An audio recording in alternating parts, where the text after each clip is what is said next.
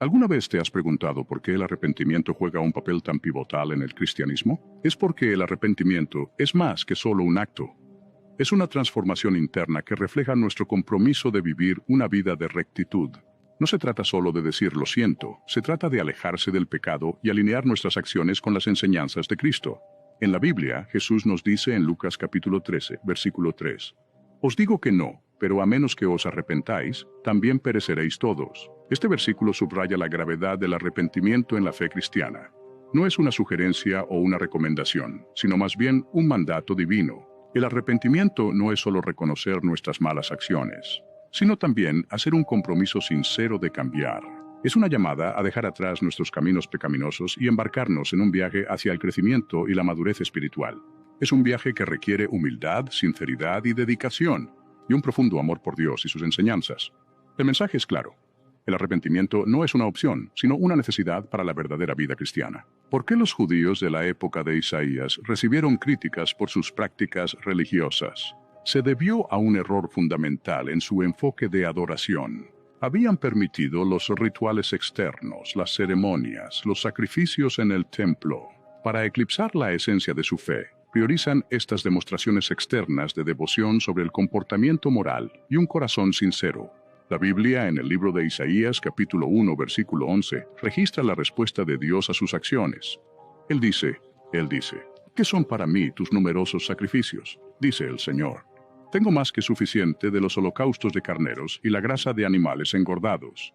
No me complace la sangre de toros y corderos y cabras». Esto fue una reprimenda divina por sus prioridades mal ubicadas. Dios no estaba rechazando sus rituales de plano, pero estaba dejando en claro que, sin sinceridad, sin amor sin comportamiento moral, estos rituales estaban vacíos. La desaprobación de Dios de sus acciones subraya la importancia de la sinceridad y el comportamiento moral sobre las observancias ritualistas. ¿Alguna vez has reflexionado sobre la omnipresencia y propiedad de Dios? Este fascinante concepto está profundamente arraigado en la creencia cristiana y está bellamente encapsulado en el versículo bíblico Hechos 17:24, que dice, «El Dios que hizo el mundo y todo en él es el Señor del cielo y la tierra, y no vive en templos construidos por manos humanas». Este versículo subraya el hecho de que Dios no requiere un templo físico. Él está en todas partes, impregnando todos los aspectos de nuestras vidas y el universo. Ahora, consideremos la propiedad de Dios. Es un pensamiento humilde, ¿no es así? Que todo, desde la vasta expansión del universo hasta la partícula más pequeña, le pertenece. Por tanto, nuestras ofrendas no se tratan de darle a Dios lo que le falta, sino de devolverle lo que ya es suyo. Es un gesto profundo de reconocer su señorío sobre toda la creación.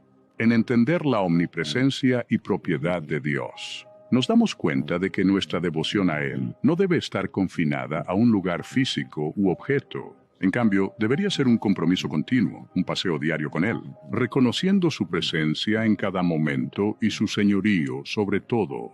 La omnipresencia de Dios y su propiedad nos recuerdan que nuestra devoción no debería estar confinada a un lugar físico u objeto. ¿Qué tipo de corazón mira a Dios con favor? Esta es una pregunta que muchos de nosotros nos hemos hecho en un momento u otro. Y la respuesta, como encontramos en la Biblia, es bastante simple pero profundamente desafiante.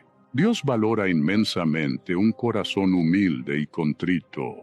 ¿Pero qué significa eso? Ser humilde es reconocer nuestras propias insuficiencias, entender que no somos perfectos y mantener un sentido de modestia sobre nuestras propias habilidades. Es lo opuesto a la soberbia, la arrogancia y la autoimportancia. La contrición, por otro lado, es un profundo sentimiento de arrepentimiento y remordimiento por nuestras malas acciones. Es el sentimiento que nos impulsa a buscar el perdón y a esforzarnos por hacerlo mejor en el futuro. En la Biblia, Salmo 51, verso 17, encontramos una expresión poderosa de esta verdad. Los sacrificios de Dios son un espíritu quebrantado, un corazón quebrantado y contrito, oh Dios, no despreciarás. Este versículo es un recordatorio de que Dios no busca gestos grandiosos o rituales elaborados. En cambio, valora un corazón que está destrozado por su pecado y busca genuinamente el perdón. No es que los rituales y ceremonias no tengan su lugar, ciertamente lo tienen. Pero sin un corazón humilde y contrito, estas actividades son vacías e insignificantes. Se convierten en meros movimientos, desprovistos del amor genuino, reverencia y obediencia que Dios desea. Un corazón humilde y contrito también es uno que es obediente a la voluntad de Dios. La palabra busca vivir de acuerdo a sus mandamientos, no por un sentido de deber o miedo, sino por amor al único que nos ha mostrado tal increíble gracia y misericordia.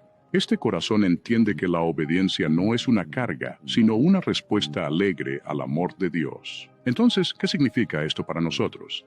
Significa que debemos esforzarnos por cultivar un corazón humilde y contrito. Deberíamos examinarnos regularmente, reconocer nuestros pecados y buscar el perdón de Dios. Deberíamos esforzarnos por vivir en obediencia a sus palabras, no por obligación, sino por amor, por un profundo amor y respeto hacia Él.